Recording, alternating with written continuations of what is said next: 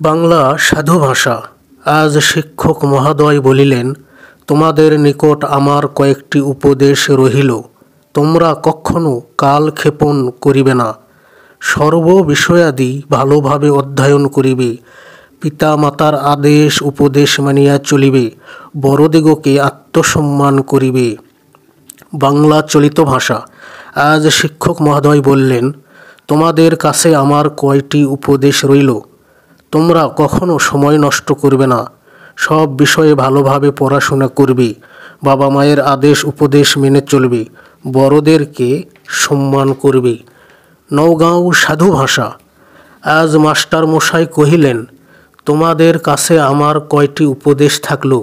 তোমরা কখনো সময় নষ্ট করবে না, সব বিষয়গুলি ভালোভাবে পড়াশোনা করবে, বাপ মায়ের আদেশ উপদেশ মানিয়া চলবে, বড়দেরকে সম্মান করবে। নওগাঁও মার্জিত ভাষা। আজ মাস্টার সাহেব কইলেন, তোমাকেরে কাছে আমার কয়টি উপদেশ থাকলো। তোমরা কখনো সময় নষ্ট করবে না, সব বিষয়ে ভালোভাবে পড়াশোনা করবে, বাপ মায়ের আদেশ উপদেশ মাইনা চলবে, বড়কেরে সম্মান করবে।